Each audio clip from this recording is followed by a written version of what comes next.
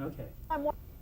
Well, I've been sitting here bending your ear a little bit about my recollections of your father, which are wonderful. Wonderful recollections and very pleasant. But really, I want to talk with you about the book and let you talk with us about your father, John Wayne.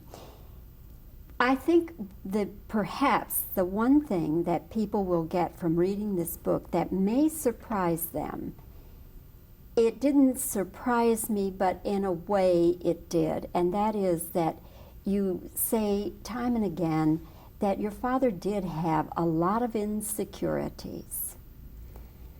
Yes, yes. It's funny because he was very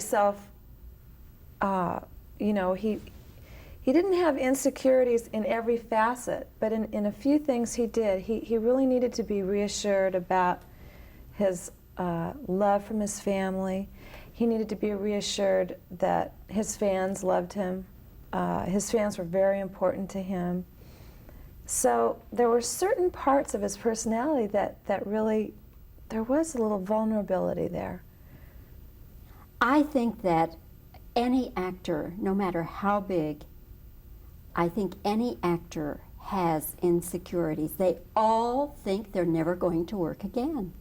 That's true, and a lot of people have been surprised by that, and I grew up with my dad always saying, well, we just have to, I have to make another movie. I never know when we're going to make another movie, and I always thought, well, gosh, wasn't my dad born a star? I mean, he's got problems, and so it was a reality in my house to worry about when the next movie was going to be made. And when more money would be arriving. Yes, it was a household thing. Another thing that did surprise me, though, in reading your book, your father didn't like horses all that much, did he? Well, I think that probably he did.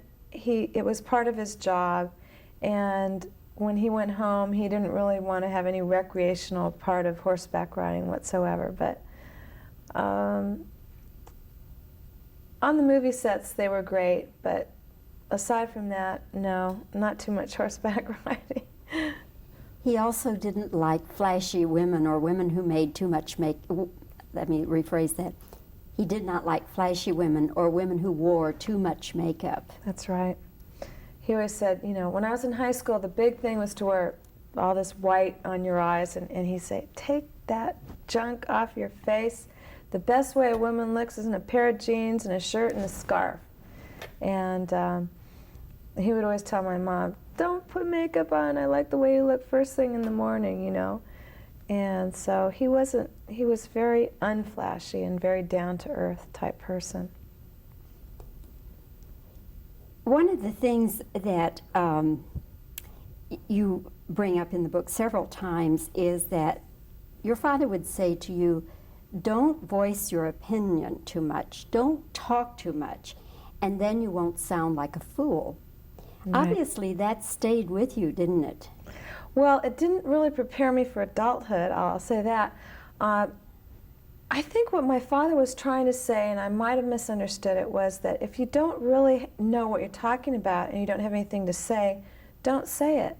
Because when I grew up, I was talking to reporters and people that would really influence my father's career.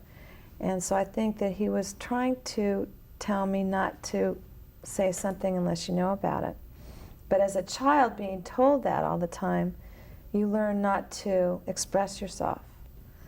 So it's difficult for people on the outside to look at the children and families of famous people and for them not to think, boy, have they got it made. I mean, here is all this adulation and fame rubbing off on them and attention and, they get VIP treatment every place they go.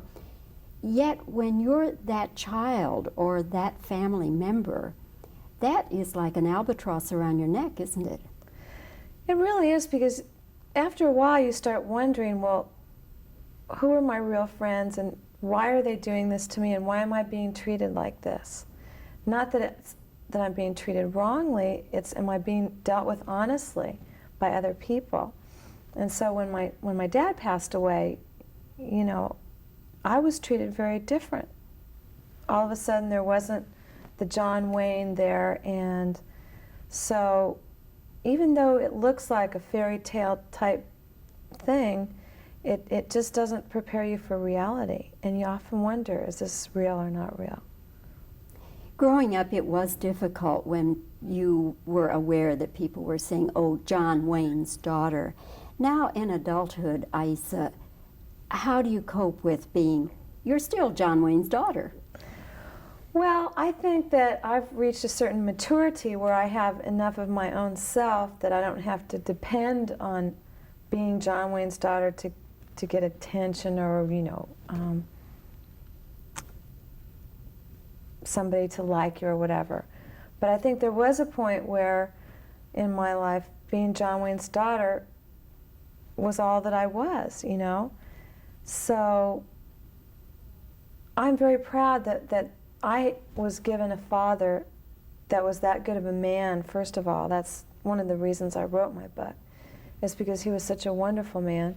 And second of all is that he had such a wonderful influence on a lot of people's lives. And now as an adult, I'm very proud of that fact. I'm very proud and feel honored that I could be part of that and see that.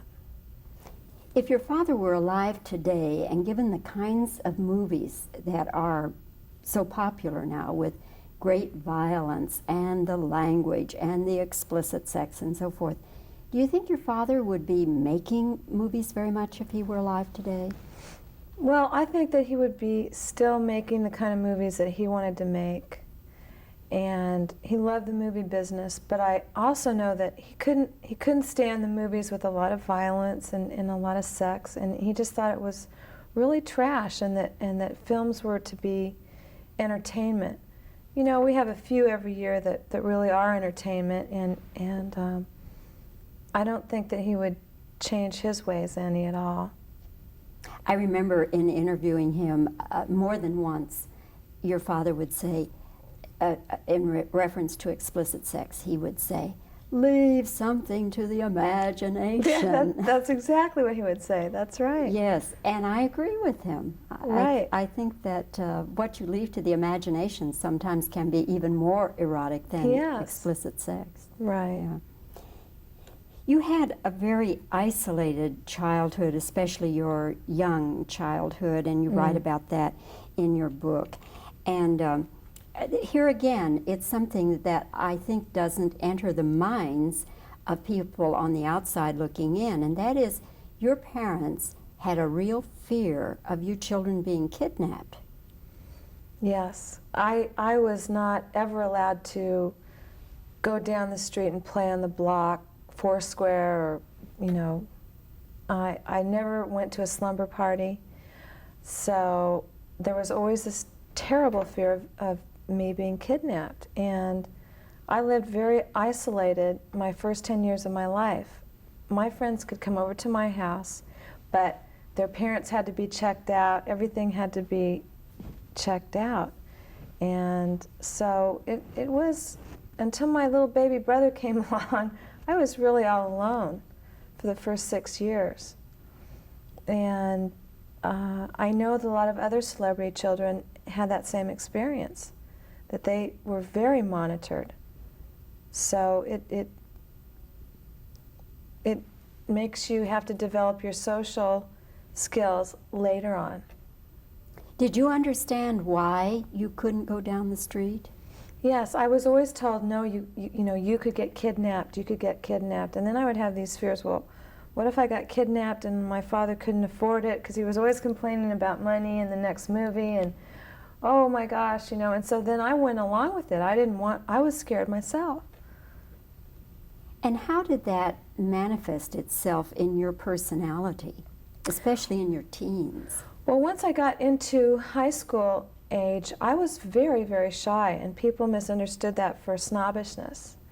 And then it was during the Vietnam War era, and my dad was making the Green Beret, and so I was so shy, and here my father was supporting a war, and all my friends are getting draft numbers. So there was a time where I really separated myself from my family and the Wayne name and all that. And I really had to work through that. And I can't believe now that I would ever be embarrassed to say I was John Wayne's daughter, you know, because I'm so proud of it, and I'm so proud of him. But it did lead to a time when a father and a daughter were very much on other ends. Your mother wrote a book about your father. Yes, yes. And then his secretary wrote a book. Mm-hmm. Now, are there any things in either of those books that you're uncomfortable with or that you think weren't really the way it was? Well, one of the reasons I wrote my book is because when I read my mom's book, I learned so much about my father that I never really knew, and about my mother. And it was very revealing. I think every family should put some things down for each other, how they feel. So I thought I loved my mother's book. I thought it was very accurate. Pat Stacey, who I liked very much and was my father's companion during the times he was sick and up until his death, her book was more like, she really glorified that there was a big love affair between them. And really, my dad was estranged from my mother, and he was lonely, and he was sick, and Pat Stacey was around. And I think he really was fond of her, but like my brother Michael Wayne said, you know, John Wayne was the marrying man, and if he had really loved this woman the way she said, he would have divorced my mother and married her. So I think that Pat Stacey's book was a little bit exaggerated. I remember one time your father telling some of us in the media, it was brought up that all his wives had Hispanic backgrounds. And what was it about Hispanic women? And he said, well, they are very beautiful. And he said, it seems like every time I was single, I was making a movie in Mexico. That's funny. Had you ever heard that before? I haven't heard that, but that is funny. He really did have an attraction for, well, all three of his wives were Hispanic, but he loved the Mexican culture. Towards the end of his life, he was going to move to Mexico, literally. He was going to pack up and move. So that was, I think that was inherent attraction in him anyway. You were in 4 of your father's movies. Yes. And of course the Alamo, made right here in Texas. Right. How come you didn't pursue an acting career? Well, funny thing is, I really always wanted to do that. And so my dad had control by letting me act. And I was up for the part in True Grit. The leading lady was sick at the last minute. My dad said, do you want to do this thing? And I thought, oh, fabulous. I was 13 years old. And then all of a sudden, Kim Darby showed up on the set, the girl that actually did play the lead. And from then on, I was so hurt, my dad and I never talked about it again. And so I felt like I didn't really have the support of my father. I felt like he maybe wanted me to do something else. And I saw the loneliness that he really had to go through being on location for, you know, months at a time. And I started having second thoughts about really wanting to pursue that. Have you ever regretted the fact that you didn't pursue an acting career? Well, it's so competitive, you know, just because I'm John Wayne's daughter wouldn't really mean anything. My older brother, Patrick Wayne, has been working at it for a long time, and it's funny because, you know, the name does really not mean anything. And I always felt, I think, that I was just too shy, maybe, to do that. But did you ever study acting? Did you go to anyone? I did. When I went to USC, I took drama classes and all that. And as a matter of fact, LeVar Burton was in one of my classes, and all these people were so much better than me. I thought, I don't think this is for me. What have you chosen for a career? Well, I have 3 kids, and now they're old enough to where I went back to school, and I'm halfway through law school right now, and just took my finals. I hope everything's okay. And so I'm going to hopefully get my law degree. Which is ironically what my dad he wanted to be a lawyer when he was younger. I was just going to say, I think Yeah. your father would be so happy and I so think he proud. would be. I think most parents who are in the business wish their children would do something else because they know how hard it is. And even when you're rich and famous as an actor, it Yes. still is not easy. Our home, we were always brought up still with the values like we talked about earlier, the old-fashioned values. And my dad was always saying, always have something to fall back on, Aissa, no matter what. You know, you never know what's going to happen in your life, and be prepared, you know, in case something doesn't turn out the way you think it's going to turn out. I laughed out loud, really, when I read one thing in your book, one anecdote, where you talk about your father somehow seeing Ted Kennedy on television, and he disliked him so much that he threw a paperweight into the television. My dad, he was a very emotional man, and he would get very emotional over politics. And so whoever was on the TV, I never paid attention. It was normal for my dad to be screaming at the television set at news time or whatever. And so I never thought one thing of it until this one night. And all of a sudden, boom, this paperweight was hurled, and the TV blew up, it broke, and I thought, I can't believe him. He's really gone too far this time. And so that was the first and last time he did that. I think he felt a little silly afterwards. Has Ted Kennedy ever heard that story? I don't know. I don't know. Might not have been him, maybe just something he said that day. I don't know. It was just, my dad could get riled up real easily. He took a lot of flack for his political opinions. Just oh, a okay. second.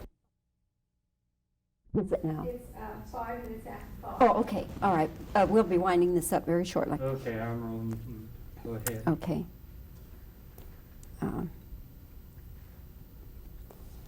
Aissa, do you have one film, or could you name one film that you would say, my favorite film my father did was?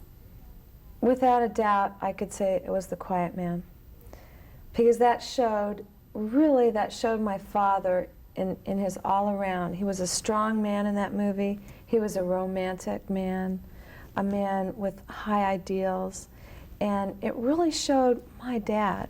Plus, the movie was such a beautiful love story. That movie, I think, encompassed a lot of what my father was all about to me. It is my favorite John Wayne Is movie. it? Absolutely, absolutely. There are others I like a lot, but pinned down, The Quiet Man. As a matter of fact, The Quiet Man is one of my favorite films of all time. I think it's one of mine, too. Yeah. It's just such a beautiful story.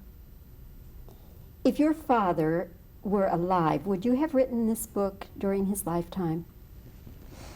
I suppose I probably would have. It might have been more in the form of a book of memoirs, maybe published to my father. This book was really dedicated to my mother and with my children in mind. So it would probably have been a different approach, but I think I still would have done it because of all the things that my dad gave me in my life. I wanted to write it down. Do you think there's anything in the book that would disappoint him, or he'd say, gosh, I never knew you felt that way? Well, there was a long struggle in our relationship for that he didn't know who loved him. And the one time when he said to me, Aissa, I know you love me. That meant so much to me because I struggled so hard all my life trying to prove to my dad that I loved him. And I think that if he knew that I took the time and the heart to sit down and go through my relationship, I mean, I'd like to write a book about my mother and I because I love her so much too. But I think he'd be very honored and pleased and touched, even if there might be things in there that he might not want to hear. You know, we all perceive ourselves different. I think he'd be very touched that I took the time to do that.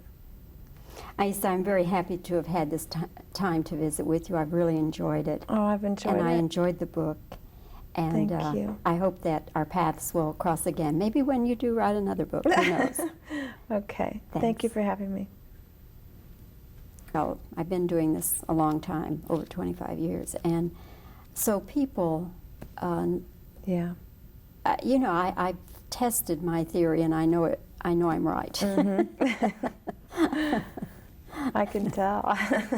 You know, when I went to visit your father on The Undefeated, it was the 40th anniversary of his being a major motion picture star. And, you know, Oh, 40. yeah, 40th anniversary down there. And I know you were down there at least part of the time. Yeah, I was. So on that 40th, when I did the interview, I said, John Wayne, I never could call him Duke. I never really felt that I should address him as Duke because I know, wasn't. It was very funny. It was only his very, very close friends would call him Duke. Well, I felt that You it probably wasn't could have. respectful enough. I would either I didn't go Mr. Wayne, but I would either just not say anything, or I would say his full name. I'd say, John Wayne, here it is, your 40th anniversary. And so I asked him the pictures that he, you know, was most fond of, and the pictures that he wanted to be remembered for. And so he mentioned she wore a yellow ribbon. Oh, yeah. He loved that because he got to play a man from young age to older age, and that is a splendid picture. And then he love that mentioned movie. Quiet Man, and he mentioned, oh, and he said, although the critics didn't like it very much, he said, I'm very fond of The Alamo. And The Alamo, yes, right. He so liked that movie. He mentioned that. So then I said to him, I said, well, which are the pictures you'd most like to forget? And he smiled, just as you're doing. He smiled, and then he was about ready to say something, and then he said, I've already forgotten them. And I've said He so was many so funny times. sometimes. I said, you have to get up early in the morning to get ahead of John Wayne. I mean, you know, he is I've out already there. forgotten them. That's a great Yeah. line. Isn't that a good story? That's a great line. Yeah, I've already forgotten them. Yeah, yeah, I That's really cute. had some lovely memories. Are you picking me up okay? Yeah, All right. You ready? whenever you are. Okay. All right. Your father, like many big stars, always felt like that he was never going to work again. Right, right. It was always in my house that we were worried about the next script or the next movie. Okay, that's fine. In the book, you write that you had a very isolated childhood, especially your young childhood, and that it was because your parents were afraid that you children would be kidnapped. Were you aware that that was the reason? Yes, it was always a big fear. I think a lot of celebrity children shared that fear. That's fine. Okay.